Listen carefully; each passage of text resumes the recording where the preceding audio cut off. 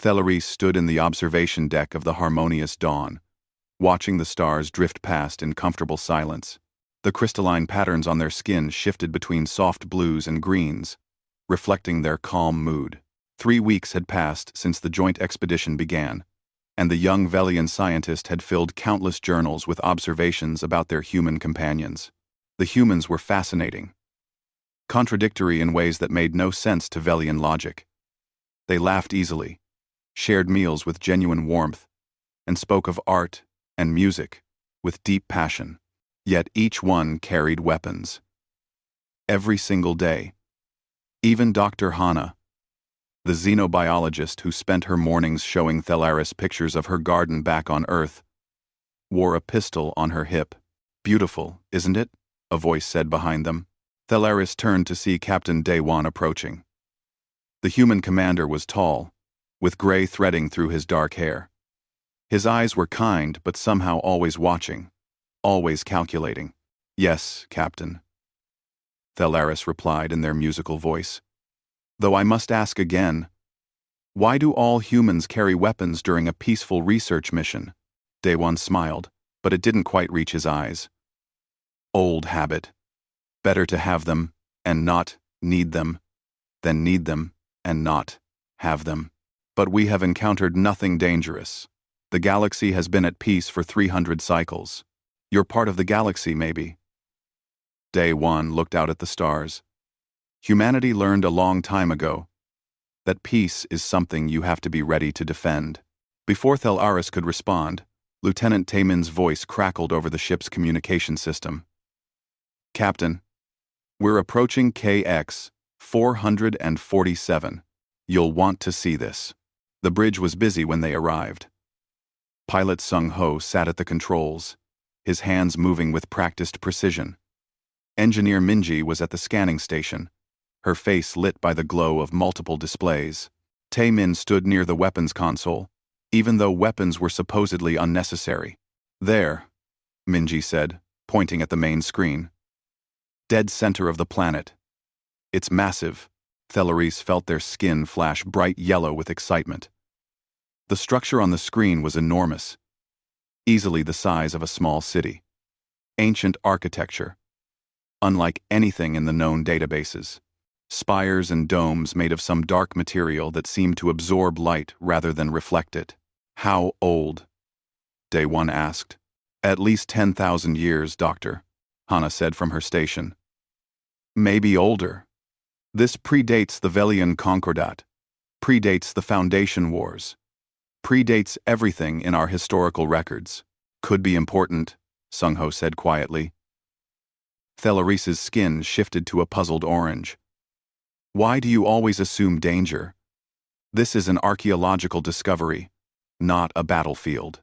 "Because old places have old secrets," Taemin said, checking his rifle for the 3rd time that hour.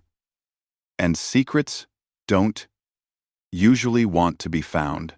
Within 2 hours, they had landed near the structure and assembled an exploration team. Thelaris watched with growing confusion as the humans prepared. Daewon wore full combat armor. Taemin carried enough weapons for 3 people. Even Hana, cheerful Hana, who talked about flowers and poetry, loaded her pistol with practiced efficiency. "This seems excessive," Thelaris said to Minji, who was strapping on a tool belt that included several items clearly designed for fighting rather than engineering. Minji smiled, but her eyes were serious. "My grandfather used to say, 'Hope for the best, prepare for the worst.' It's kept my family alive for 6 generations." The entrance to the structure was a massive archway, 50 feet tall. The doors had rotted away centuries ago, leaving a dark opening that seemed to swallow their lights. The air inside was cold and stale, with a strange metallic smell that made Thelaris's sensors tingle uncomfortably. Their footsteps echoed in vast chambers. The walls were covered in writing that none of their translation programs could decipher. Strange machines lined the corridors, their purpose unclear, their design alien even to Thelaris's advanced understanding. "This place is incredible," Hana whispered, scanning everything with her equipment. "The technology here is beyond anything we've seen. If we could understand, even a fraction of it. Stay alert. Day 1 ordered. Sung-Ho, mark our exit route. Tae-min, watch our backs. They moved deeper into the structure. Thel-Aris noted in their journal, humans prepare for violence even in moments of discovery. I find this simultaneously tragic and puzzling. They cannot simply enjoy the wonder of this place. They must always be ready to fight. But then the drones stopped responding. 5 autonomous mapping drones, sent ahead to chart the structure, simply vanished from the tracking system. One moment they were there, the next moment, nothing. Communications failure? Minji suggested, but her voice was tense. All 5 at once? Tae-min had his rifle up now, scanning the shadows. Not likely.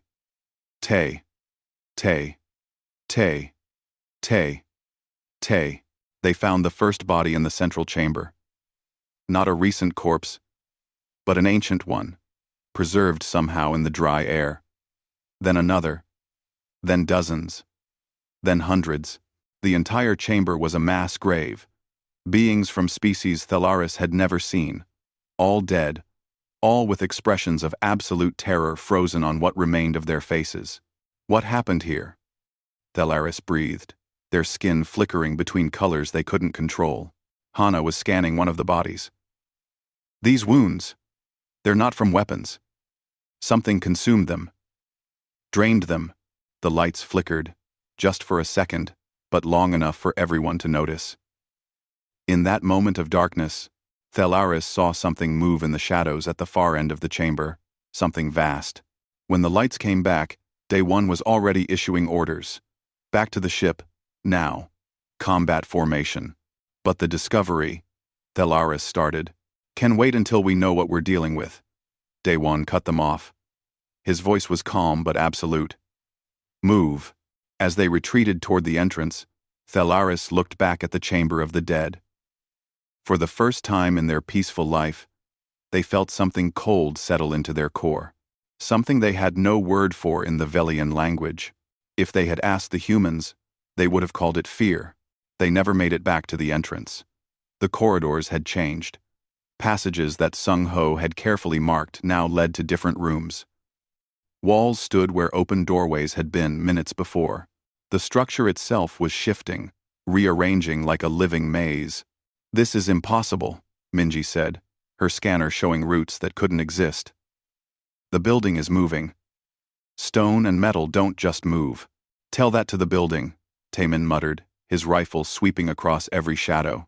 Communication with the harmonious dawn was gone. Only static came through their radios. They were cut off. Trapped somewhere deep inside the structure, with no clear way out. Then the lights started changing. Bioluminescent patterns appeared on the walls, spreading like glowing veins, blue and sickly green, pulsing with a rhythm that felt wrong to watch. The patterns moved, crawled, reaching toward them like living things.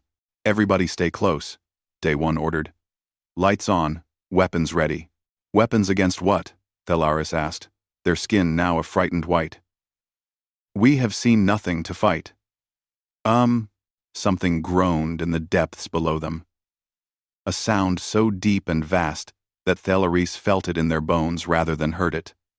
It was the sound of something immense, waking up after a very long sleep. Thel-Aris's sensors, far more advanced than human equipment, detected what the others could not. A presence. Massive and ancient and hungry. It existed in ways that shouldn't be possible, occupying spaces that were both here and not here at the same time. There's something down there, Thel-Aris whispered. Something alive. Something impossible. How big? Day 1 asked. The entire structure. It is the structure. We're inside it. The humans exchanged looks. No panic, no disbelief. Just immediate acceptance and adaptation. Tae-min checked his ammunition. Minji pulled out additional power cells. Sung-Ho started looking for high ground.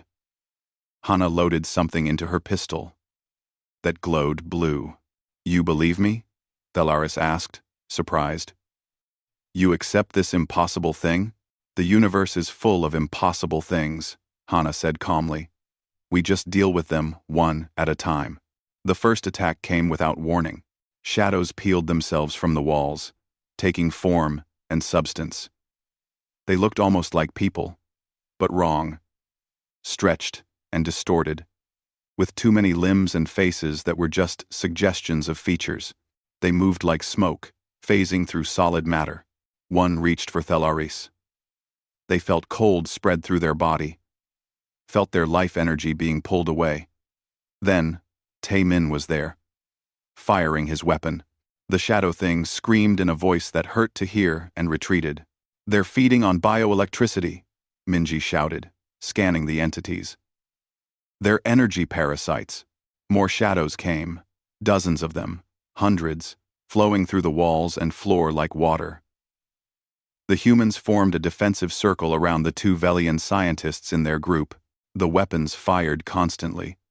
Blue energy pulses that seemed to hurt the shadow creatures, but there were too many. One of the Velians, a young engineer named Kelvoth, was grabbed by multiple shadows at once. They tried to phase through the floor, dragging Kelvoth with them. Thelaris heard their friend screaming. Saw them being pulled into solid stone. Reached out, but couldn't help. The humans were firing, trying to drive the shadows back, but Kelvoth was already half gone, still screaming. Then there was only silence. Kelvoth was gone. Just gone. Like they had never existed. This was the moment Thelaris first truly understood terror. Not academic knowledge of danger, but raw, primal fear. The kind of fear that shut down thought and filled the mind with white noise. The Velian species had never known predators. They had evolved on a peaceful world, among peaceful creatures. They had no instincts for this. Thelaris froze. Completely. Could not move. Could not think. Could only feel the crushing weight of absolute panic. Move. Daewon grabbed them, physically dragging them forward. We have to move. They ran through corridors that shifted and changed. The shadow creatures followed, flowing through walls, reaching with cold hands. Tae-min stayed at the rear, firing controlled bursts, keeping the horde at bay. There, Sung-ho pointed to a heavy door. Looks reinforced. We can hold there. They piled through the doorway into what looked like an old laboratory. Minji and Hana immediately started working on the door controls while Daewon set up defensive positions. Tae-min was still outside. Thelaris could see him through the closing door, firing at the approaching mass of shadows. The lieutenant looked back once, made eye contact with Daewon, and smiled. Go, Tae-min said simply. Then he pulled something from his belt. The door sealed shut. 3 seconds later, the explosion shook the entire structure. Thelaris watched on a still-functioning security monitor as fire filled the corridor. Tae-min had detonated his explosives, collapsing the passage. The shadows screamed and retreated from the flames. Tae-min didn't get up. He's dead, Thelaris said numbly. He sacrificed himself. Hana corrected gently. She was crying, but her hands remained steady as she worked on fortifying their position. He bought us time. He saved us. I don't understand. How can you keep working? How can you keep moving? Don't you feel it? The fear? Hana looked at them with wet eyes and a determined expression. Of course we feel it. Humans evolved as both predator and prey. We know how to be afraid better than most species. We just don't let it stop us. She went back to setting up barricades. Beyond the sealed door, something massive moved in the darkness, searching for them. We're going to die here, Thelaris whispered. Maybe, Daewon said. But not without a fight. The Velian scientist looked at these strange, violent, beautiful humans and realized they weren't preparing to die. They were preparing to survive. Even in the face of impossible horror, even with tears on their faces and terror in their hearts, they kept moving forward. Outside, the shadows gathered. Inside, the humans reloaded their weapons and planned their next move. And Thelaris, for the first time in their life, tried to be brave. 6 hours passed in the sealed laboratory. 6 hours of waiting while something prowled outside.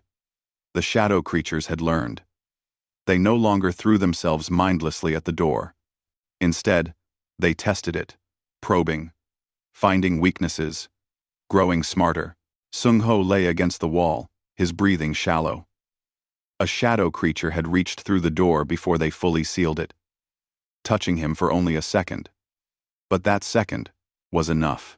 His skin was gray, his energy draining slowly. Minji sat beside him, holding his hand, checking his vital signs every few minutes with increasingly worried expressions. The other Velian scientist had retreated into a corner, their skin locked in a pale, terrified white. They weren't responding to anything, lost completely in their fear. Thelaris understood. They felt the same pull toward that empty, frozen state. The desire to simply shut down rather than face this horror. "We need to negotiate," Thelaris said suddenly. "There must be a way to communicate, to find peace. Violence isn't the answer." Day One looked up from the ancient computer terminal he was trying to access. His face was tired, but patient. "Thelaris, some things in this universe don't want peace. They don't want to talk. They just want to consume. You can't know that. We haven't tried to communicate with it." "We tried," Hana said quietly. She was preparing more ammunition, her movements automatic from long practice. "While you were helping Minji with Sung-ho, I tried every communication method I know. Verbal, mathematical, visual patterns. I got a response." "You did? What did it say?" Hana's hands stopped moving. "It said we taste like terror and defiance mixed together. It said humans are its favorite flavor because we're afraid and fighting at the same time. It thinks this is funny." The words hit Thelaris like cold water. They had no response to that. In their entire life, among their entire species, they had never encountered something that wanted to hurt for the joy of hurting. "I don't understand you," Thelaris said, looking at each human in turn. "You're terrified. I can see it. Your hands shake. Your breathing is too fast. Your bodies are screaming that you should run, hide, surrender. But you don't. You keep fighting. How?" Day One sat down next to them. He pulled out a small photograph from his pocket, worn from being handled many times. A young girl, with a bright smile. Maybe 8 years old. "My daughter, Bo-Ra. She's on Earth, probably in school right now. When I'm scared, really scared, I think about her, about keeping her world safe." Minji spoke next, not looking away from Sung-ho. "Humans have been afraid for our entire existence. When we lived in caves, we were afraid of the dark, of predators, of winter. We survived ice ages, plagues that killed half our population, predators that hunted us. We were prey once. Did you know that? Some of our ancestors were eaten by big cats and other hunters." "That's horrible," Thelaris whispered. "It's life," Hana said. "Earth taught us that the universe doesn't care about fairness. It doesn't care if you're peaceful or kind. So we learned to be afraid and keep moving anyway. We learned that courage isn't not being afraid. Courage is being afraid and doing what needs to be done, regardless." The lights flickered, then went out completely. Emergency lights kicked in, bathing everything in red. The temperature dropped suddenly, their breath visible in the cold air. Then the attacks began. Not physical this time, psychological. The shadow entity reached into their minds. Thelaris saw their homeworld burning, their family being consumed by shadows. Every person they loved dying while they watched. Helpless. The visions felt absolutely real. They could smell the smoke, hear the screaming, feel their heart breaking. The other Velian scientist collapsed, completely catatonic. Their mind had shut down entirely, rather than process the horror. But the humans faced their visions and kept moving. Thelaris could see the terror on their faces, the tears streaming down. Day One was seeing something that made him shake. Hana was sobbing while she worked. Minji was whispering, "Not real, not real, not real," like a prayer. But they didn't stop. They kept fortifying their position, kept checking their weapons, kept planning. "How?" Thelaris gasped, still trapped in visions of their world ending. "How can you move?" Hana came to them, grabbed their shoulders. Her face was wet with tears. Her eyes were haunted, but her voice was steady. "Because someone has to. That's what courage is, not the absence of fear, but loving something more than you fear death. I'm terrified right now. Absolutely terrified. But I love my family, my friends, my world, more than I fear this thing. So I keep moving." The words broke through Thelaris's paralysis. They understood. Finally.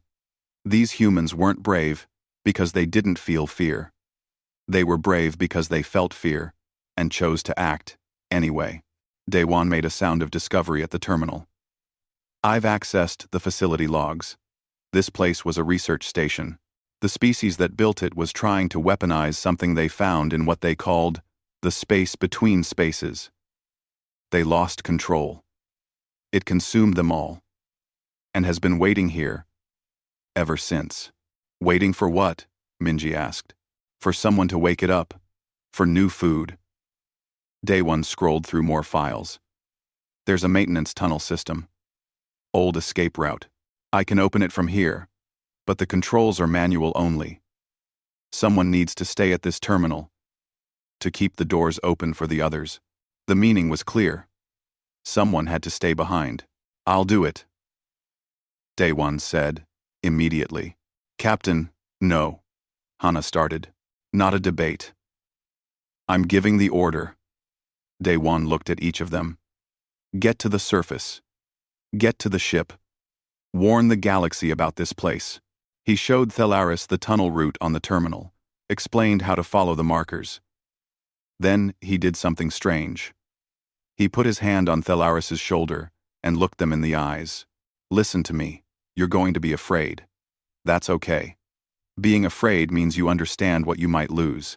But you're going to keep moving anyway because now you understand what's worth protecting. You're going to make it out. You're going to remember us. And you're going to make sure nobody else dies here. Can you do that?" Thelaris's skin flickered through a dozen colors. Fear. Grief. Determination. "Yes, Captain." "New. Good." Daewon smiled. It was warm and genuine and heartbreaking. "Now go." "That's an order." The tunnel door opened. Hana pulled Sung-ho to his feet, supporting his weight. Minji took one last look at Daewon, saluted, and entered the tunnel. Thelaris paused at the entrance, looking back. Daewon had his rifle ready, facing the sealed door. He looked calm, ready. "Captain, aren't you afraid?" "And a W-fraid. I will bid." Daewon laughed. It was real laughter. Somehow, even now, terrified.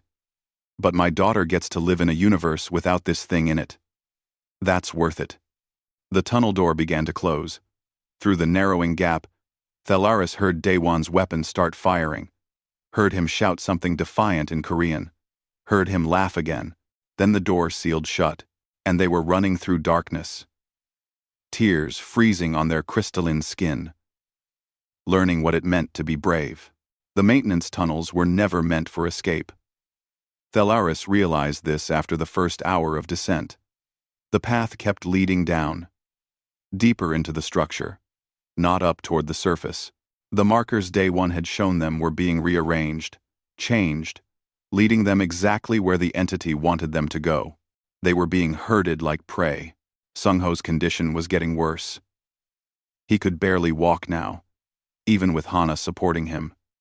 His skin was cold to the touch, his breathing shallow and irregular. The brief contact with the shadow creature was killing him slowly. "Rest," Minji said, helping them lower Sung-ho against the tunnel wall. Just for a minute. But they all knew. They weren't stopping for rest. They were stopping because Sung-ho was dying. The pilot opened his eyes, focused on Minji with effort. Hey, don't be sad. This is better than living forever as a coward. Right? You're not dying, Minji said fiercely. We're getting out of here. All of us. Minji. Sung-ho's voice was weak but gentle. We both know that's not true. But that's okay. You'll make it. You have to. Someone needs to remember. His eyes found Thelaris. Tell them we tried. Tell them we didn't give up. I will. Thelaris promised, their voice breaking. I will. Remember, Sung-ho smiled. Then his eyes closed. Minji didn't cry. Not yet. The warmth was gone, replaced by something cold and hard and absolutely determined. Let's move, she said. Her voice was flat.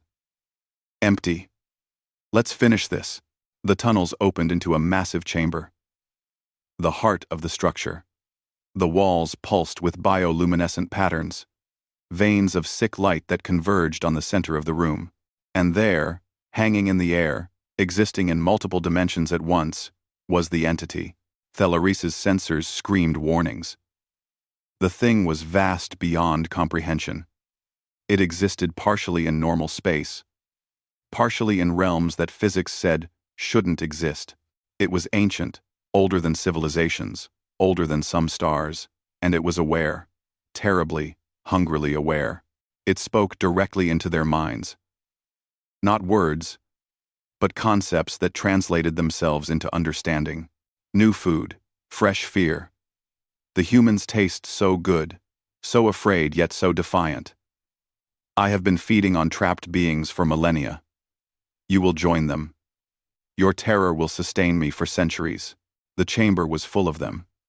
Thousands of beings, trapped in some half-state between life and death, kept alive just enough to keep producing fear for the entity to feed on. Thelaris could feel their terror, an ocean of anguish spanning 10,000 years. This is what you want? Minji screamed at the entity. Human fear? Human terror? Let me show you something better.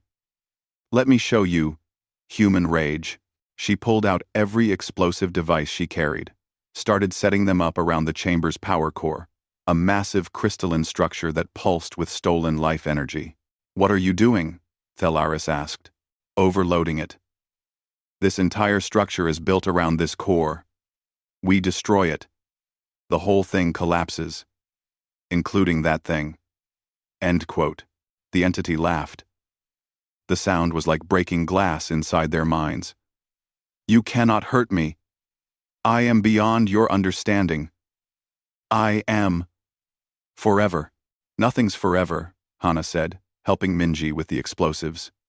Humans learned that lesson a long time ago. Everything ends, even you. The entity tried to break them. It showed them visions. Thelaris saw their homeworld burning again. Saw their family being consumed. Saw every person they loved dying in horrible ways. The visions felt absolutely real, perfect in every detail. But this time, Thelaris remembered Hana's words. They remembered Daewon's sacrifice. They remembered Taemin's smile as he stayed behind. They remembered Sung-ho's last words. It's not real, Thelaris said through the terror. You're showing me what I fear, but fear doesn't control me anymore. The Velian scientist picked up one of the explosive devices with shaking hands and started setting it up. They were terrified. Absolutely terrified. But they understood now. Being afraid didn't mean being helpless. The entity screamed. It manifested physical forms, sending wave after wave of shadow creatures at them. The humans fought with everything they had, buying time for the charges to be set. But there were too many. Hana was grabbed, pulled toward one of the walls that would trap her in eternal torment. She fired her weapon into the mass of shadows, her face showing both terror and defiance. Minji ran to help her, firing as she moved. But more shadows came. They swarmed over her, and for a moment, Thelaris was sure she would fall. But Minji was crying now. Crying for Sung Ho, for Day One, for Tae Min, for everything they had lost. And that grief transformed into pure fury. She fought like something wild and terrible, driving the shadows back through sheer rage and determination. She reached Hana, pulled her free. But the effort cost her. A shadow creature grabbed her from behind, beginning to drain her. "Go!" Minji shouted. "The charges are set. 5 minutes. Run. We're not leaving you." Hana screamed. "You have to. Someone has to tell them." Minji looked at Thelaris. "Remember us. Remember what humans do when cornered. We don't surrender. We don't give up. We fight. Always." She pulled something from her belt, her last explosive, held it up so the entity could see it. "You want to know what humans taste like? We taste like defiance. Choke on it." The explosion threw them backward, into the tunnel. The way behind them collapsed, sealing Minji with the entity and its shadow servants. Through the falling stone, they could hear her still fighting, still screaming defiance, even as she was dying. Then there was only silence and the sound of their own running footsteps. 4 minutes until the main charges detonated. 4 minutes to get out of a structure that was kilometers deep and actively fighting them. "We're not going to make it," Hana said as they ran. It wasn't despair, just acknowledgement of reality. "Then we die trying," Thelaris said. "That's what humans do." Hana looked at them with surprise and pride. Yes it is." They ran toward the surface, toward the light, toward whatever end awaited them. Behind them, the charges counted down.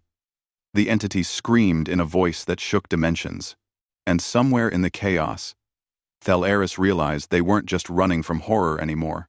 They were running toward something worth dying for. The chance to warn the galaxy.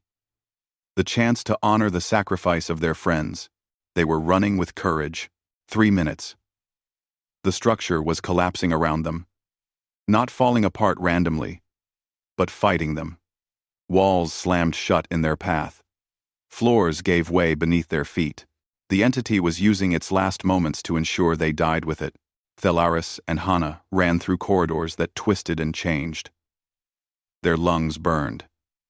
Their legs screamed for rest. Behind them, they could hear the deep rumble of the power core beginning to destabilize. 2 minutes. They burst into a larger chamber and found their path blocked by a wall that hadn't been there before. Solid stone. No way around. No way through. "No," Hana gasped. "No, we were so close." But Thelaris was scanning the wall with their advanced sensors. "There's a weak point. Here. If we can break through." "We don't have anything strong enough." "Yes, we do." Thelaris pulled out the weapon Tae Min had given them during training. The one they had been too afraid to use. Humans aren't the only ones who can learn to fight. They fired, again and again. The weapon kicked hard against their crystalline body, but they held steady. The wall cracked, then crumbled. The path opened. 1 minute. They could see daylight ahead. The exit was there. So close. Less than 100 meters away. Then the entity manifested. Fully. Its true form. Pulled entirely into normal space by its rage and desperation. It was massive, a thing of shadows and stolen light, with too many limbs and a presence that made reality itself seem to bend. It was dying. The overload killing it. But it had enough strength for one last act. It reached for them with impossible speed. Hana shoved Thelaris forward. "Run. Get to the surface." The entity grabbed her, lifting her into the air. She screamed, not in fear but in fury, still firing her weapon into the thing's mass even as it drained her life away. "I won't leave you," Thelaris shouted. "You have to. Someone has to tell them. Someone has to remember." 30 seconds. The rumbling was a roar now. The entire structure was coming apart. Thelaris looked at Hana, looked at the entity, looked at the weapon in their hands. They were terrified. Every instinct screamed at them to run, to save themselves, to let evolution's oldest command take over. But they had learned something from the humans. They had learned that being afraid was okay, that having every reason to run was okay. What mattered was what you chose to do, despite that fear. Thelaris turned back, aimed their weapon at the entity's center mass, where it held Hana, and fired. The shot was perfect. It struck something vital in the entity's form.